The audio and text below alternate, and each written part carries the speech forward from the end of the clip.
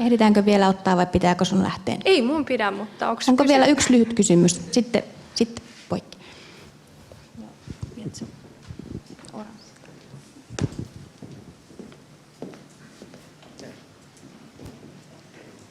No kysyn suomeksi, niin en voi olla kysymättä liittyy tähän Irakiin ja kun Suomessa korostettu pikkuhiljaa sitä, että pitää mennä niihin syihin, minkä takia Eurooppaan tulee nyt nämä kansainvaellukset, niin satuin oleen Washingtonissa 9/11 tilanteessa ja kyllä siellä keskusteltiin aika paljon sitä, että loppujen lopuksi kun niihin perussyihin mentiin, että onko läntisellä maailmalla syntitaakka, kun me lähdimme demokratiaa puolustamaan, ajan Husseinia pois, ajan Egyptistä diktaattoria pois, Tunisiasta ja niin päin pois. Eli ja jo Afganistan tapaus. Eli syiden etsiminen on aika raadollista meille länsimaisen demokratian puolustajille, että sinne on hyökätty hyvin syin. Jotkut maat lähti Irakiin innolla ja jotkut vastentahtoisesti ja jotkut ei lähtenyt ollenkaan läntisestä maailmasta, niin se keskustelu, niin luuletko, että se käydään Suomessakin jossain vaiheessa, että missä ne alkusyyt on? Mä kovasti toivon näin, tai vähintäänkin niin kuin osataan arvioida myös se, mitä itse ollaan tehty. Ja pahoittelen nyt, tämä menee huumorin puolelle, mutta on ihan pakko sanoa, koska tämä nyt tuli mieleen.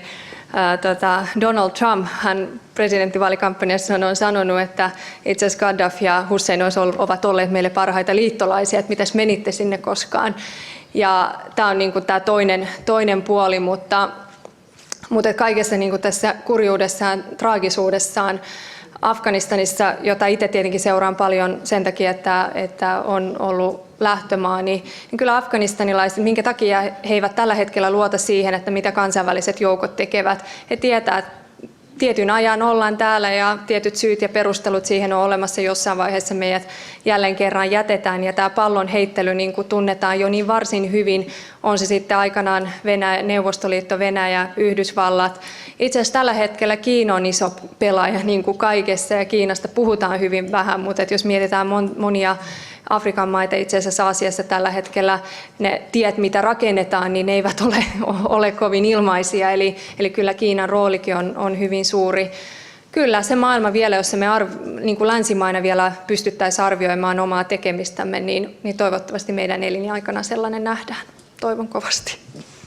No, kiitos paljon Nasima, että pääsit tulemaan. Antaako Nasimalle aplodit tässä vaiheessa? Kiitos. Okay, so then we'll be moving on to Sweden. We have Lisa Pelling. She's a chief analyst at Stockholm-based think tank called Arena Idé, and she has, for instance, advised the Swedish government on issues of immigration. So, please.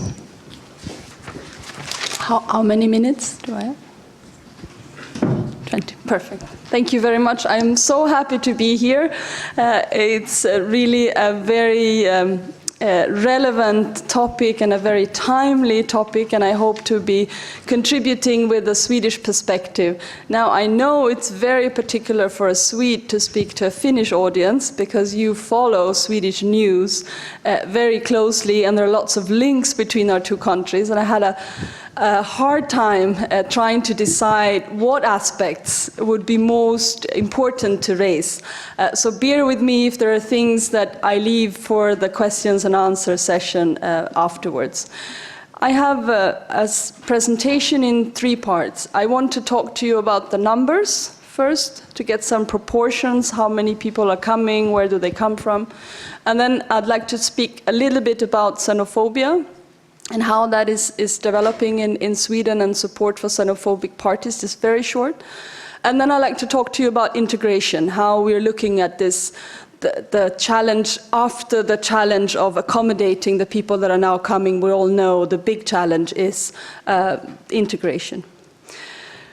So Sweden is a country of high and rising levels of immigration. This is a picture of my country since the 1850s, and you know that a lot of people left Sweden. A fourth of the population left Sweden for the US. We really are a country of emigration, of people leaving, and this at the beginning of the 20th century turned into a country of immigration, and after the Second World War this has been the predominant wave. People have come to Sweden in much larger number than people have left.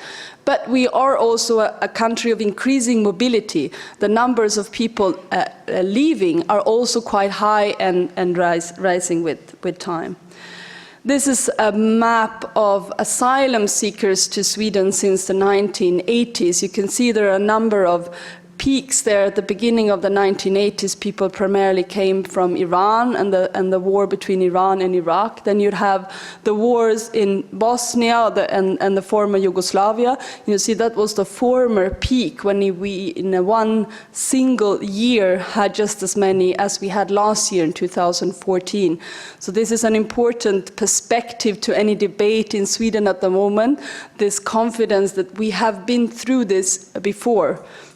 And many of you know the situation in Sweden in the beginning of the 1990s. We had this very severe economic crisis, terrible numbers of unemployment. We had for the first time a xenophobic party called New Democracy entering the parliament. We had neo-Nazis on the streets. We had a guy killing people at night with a laser gun, people with non-white skin color. So the situation in the beginning of the 90s was very dramatic as well. And at this same time, we had these very high numbers of Bosnians predominantly coming in. Now this is what asylum seeker numbers look in 2015. We talked in the break, are we to talk about a crisis or about a challenge? Definitely, I think the word we should use is a challenge, but it's also a dramatic challenge. Numbers are very high and there's nothing we should do to try hide these numbers. At the beginning of this year, the Migration Board, pretty much everyone in Sweden thought that the year 2014 was the peak and that we've passed the peak. The forecast for this year was slightly less than 80,000, which was the number last year. And then in the middle of October this year, the forecast was set at 160,000, so twice as many as last year. And now the Migration Board is saying maybe we will be even more than that. The highest forecast has been set at 190,000 asylum seekers in one single year. So what does the numbers look like the last week? I was busy updating my presentation just now because the Swedish Migration Board releases new numbers all the time, and I wanted to show you the very last statistics. This is what happened during the last week, and you can see that in the last few days, that's yesterday and the day before yesterday, there's been quite a substantial decrease.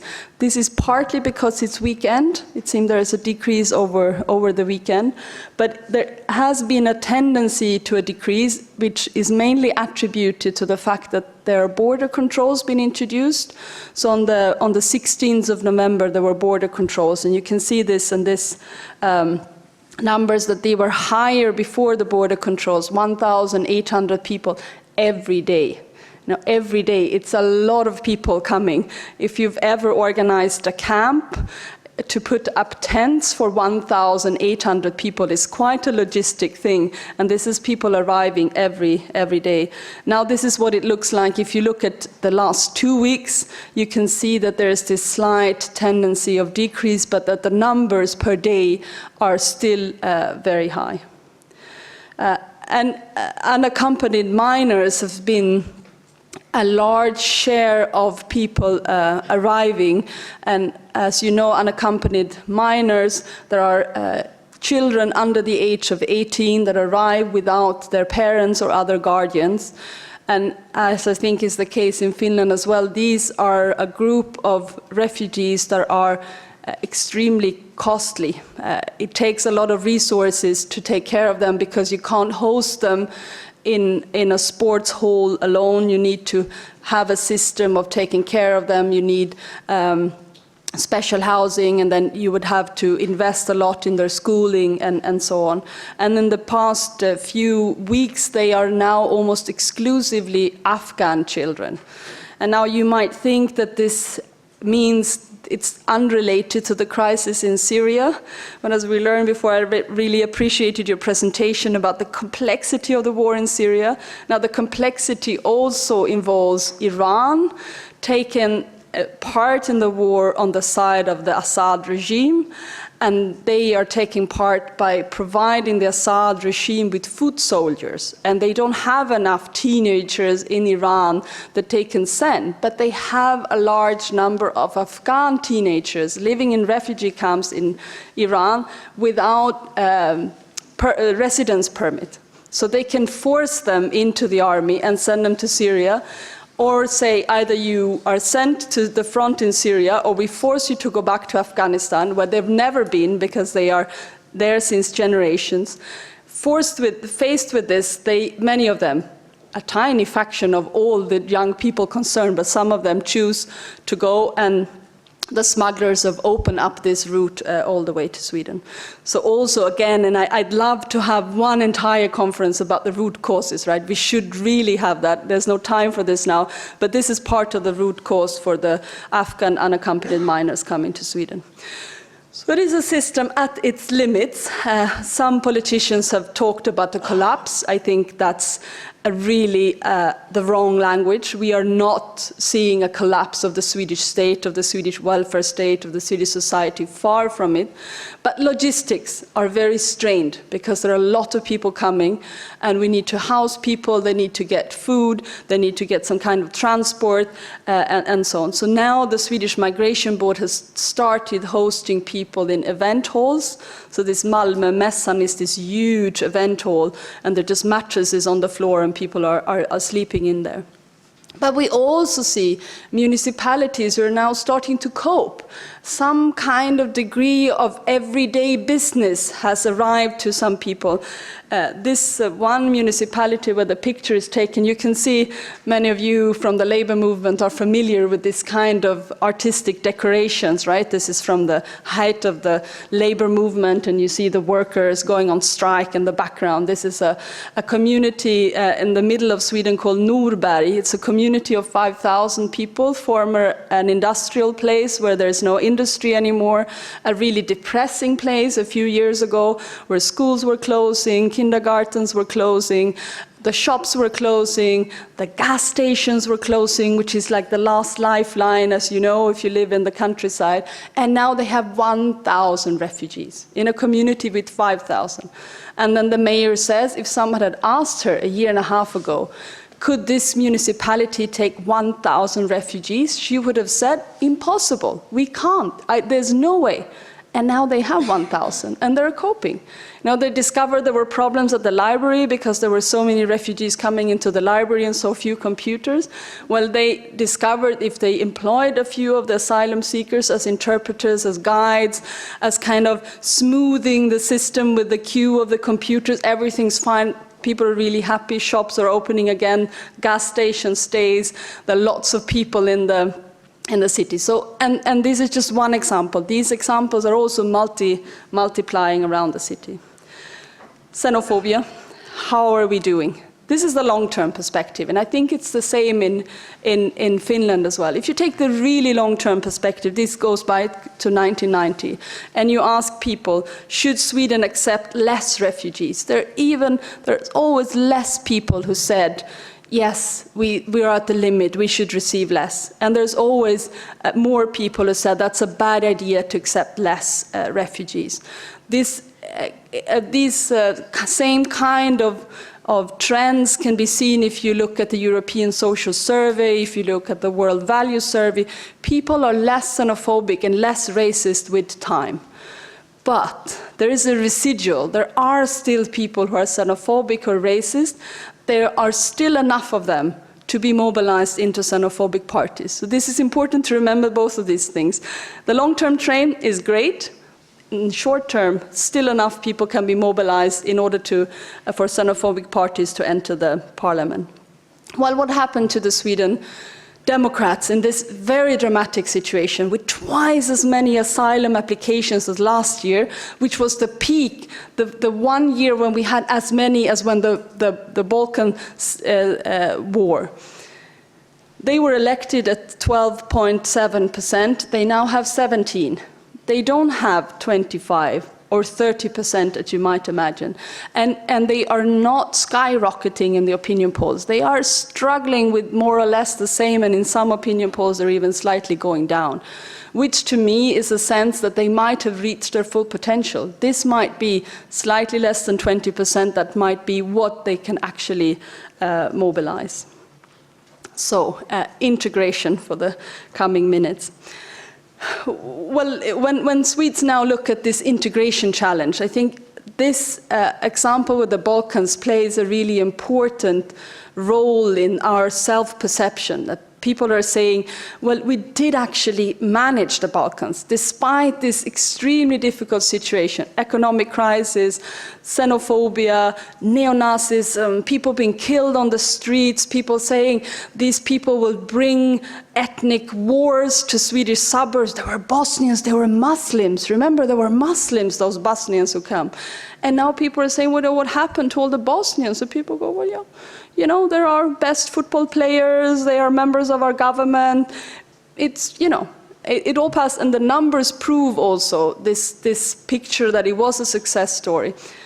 The adults that arrived, they had some problems, particularly because of the high unemployment. Women particularly, that was a challenge that we did not manage, much higher levels of unemployment, much lower levels of employment. But the generation of the kids, the ones that arrived at the age of 3, 4, preschool ages, or the ones that were born in the 1990s to two parents arriving from Yugoslavia. But for them, the difference to the rest of the native population has disappeared.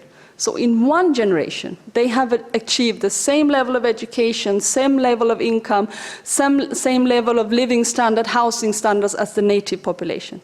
An amazing success story for this group. So this gives kind of a confidence. We did manage this group. We could possibly manage also the Syrians, particularly, who also bring high education, a lot of skills into the country. Age is, of course, crucial for this confidence that the integration will work well. This is a picture of how our finance ministers look at us. You would see that on the first few years of your life, you have a lot of public consumption, that you consume health care, you consume care. You also cost a lot of public transfer. Your parents get child benefit, you get a parental leave benefit, and so on. It's only until at the age of 24, 25 that you would start paying to the system. And then you pay a lot into the system, and then when you go into pension, you do pay a little pension tax, but you do also consume a lot of health care, a lot of care, and you do get public transfers in the form of pensions. If you are a finance minister, who would you want? What kind of part of the population would you want? Well, you would want the 25 to 65, right? Guess where the immigrants are? Most of them are in the ages of 25 to 35. The absolute majority are in exactly this age span, which make them fabulous in the eyes of the finance minister. And one argument, and it's not that easy, I know, you know, don't accuse me of making things easier than they are, but it is a fact that even though it takes in average 7 years for a newly arrived immigrant to Sweden to get his or her first job, it takes 25 years in average for a native Swedes to take his or her first job. So these are, you know, we have this age, we have these numbers of years to play with, and the break-even point of employment of immigrants is not the same as the break-even point of the native population, because the immigrants have not costed us child benefits, parental leave benefits, healthcare, education, and so on. It's enough if the level of employment is slightly less than what the general is from the general population. So, where are we in integration? If you measure only integration policies, we are regularly placed as number 1. Finland as well is up there. Do you see number 4? This is my PECS, this is this European integration survey. And then everyone would laugh and say, what does it matter if you're best in policies if the result is not the best? Of course, this is great. We have great policies also in Finland on acquisition of long-term permanency, of non-discrimination rules, even though, all system needs, repair and entertainment, but we have a good base. What are the results? Well, there are 2 ways of measuring this. One way of measuring is the gap, the difference in employment between the natives, the people born in this country, and the foreign-born. In the Swedish case, this gap is quite big, and it's the largest gap in all the OECD countries.